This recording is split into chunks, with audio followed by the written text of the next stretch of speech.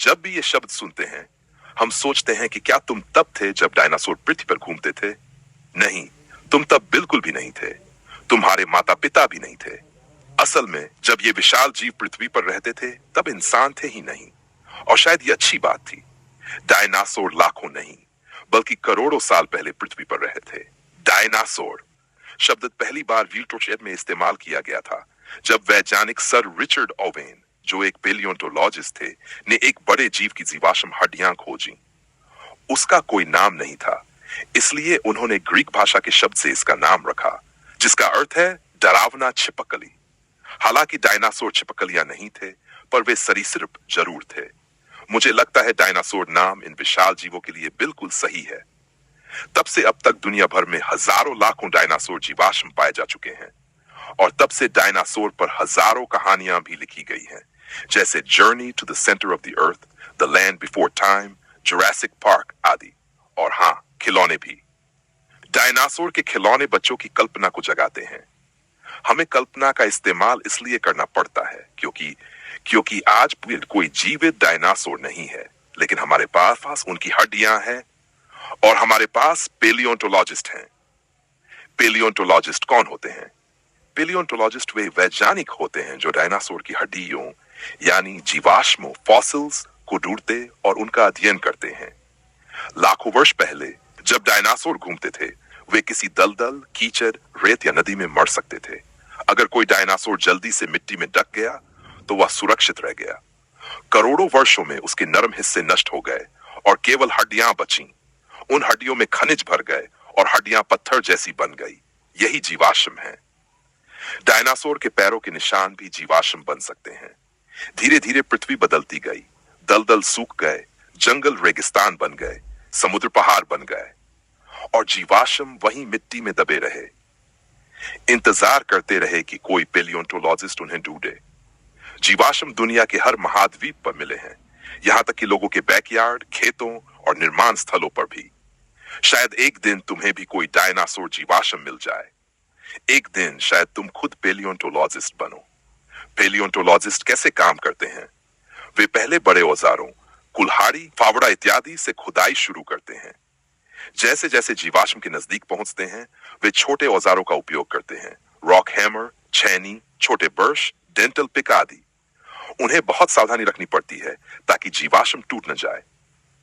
America में सबसे अच्छे स्थान जहां डायनासोर जीवाश्म मिलते हैं Utah, Texas, California, Montana, south Dakota और वायोमिंग।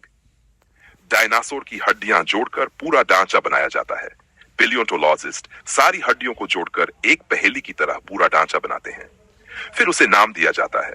अक्सर नाम वह वैज्ञानिक देता है जिसने उसे खोजा हो। कई नाम लंबे और कठिन होते हैं, लेकिन चलो कोशिश करते हैं। आइए मिलते हैं। स्यू नाम की टायरेनोसोरस रेक्स, इसका मतलब है तानाशाह छिपकली का राजा। यह स्कूल बस इतनी लंबी और बास्केटबॉल हूप से भी ऊंची थी। तुम बता सकते हो कि यह मांसाहारी था या शाकाहारी? इतने लंबे तेज दांत, निश्चित रूप से मांसाहारी। अब तक मिलने वाला सबसे बड़ा और पूरा टीरेक्स का जीवाश्म शिकागो के फील्ड म्यूजियम में रखा है। इसका नाम स्यू है क्योंकि इसे पेलियोंटोलॉजिस्ट स्यू हेंड्रिक्सन ने खोजा था। 6 मिलियन 60-70 लाख वर्ष पहले दक्षिण डकोटा की पहाड़ियों में यह जीव घूमता था। केवल उसका सिर ही 5 फीट से बड़ा है। ट्राइसेराटॉप्स, 3 सींग वाला चेहरा, यह अफ्रीकी हाथी जितना बड़ा था और शाकाहारी था।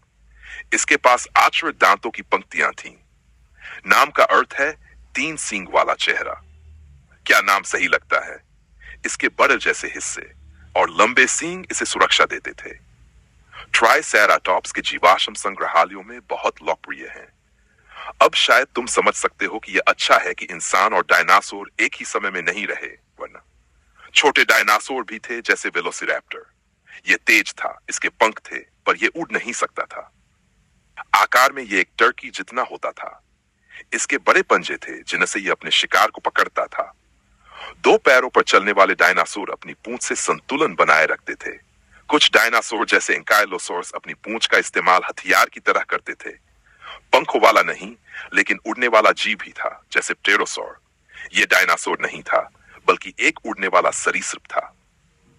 पेंजिया, जब सारी जमीन एक थी डायनासोरों के समय में पृथ्वी के सारे महाद्वीप मिलकर एक बड़े महाद्वीप की तरह थे, जिसे पैंजिया कहा जाता है। डायनासोर इस विशाल भूमि पर आजादी से घूमते थे। फिर कुछ बहुत बड़ा हुआ, इतना बड़ा कि पृथ्वी पर अधिकतर जीवन खत्म हो गया। क्या हुआ होगा? कुछ वैज्ञानिक कहते हैं कि मेक्सिको के पास एक विशाल उल्कापिंड गिरा था, जिससे धूल धुआं पूरे ग्रह पर छा गया और जलवायु बदल गई। कुछ कहते हैं कि बहुत बड़े ज्वालामुखी फटे थे। शायद दोनों। जो भी हुआ, पृथ्वी के अधिकतर जीव विलुप्त हो गए, यानी हमेशा के लिए गायब। डायनासोरों के बाद नए प्रकार के जानवर विकसित हुए। पेलियोंटोलॉजिस्ट मानते हैं कि आधुनिक पक्षी डायनासोरों के दूर के रिश्तेदार हो सकते हैं, क्योंकि उनकी हड्डियों की बनावट बहुत मिलती है।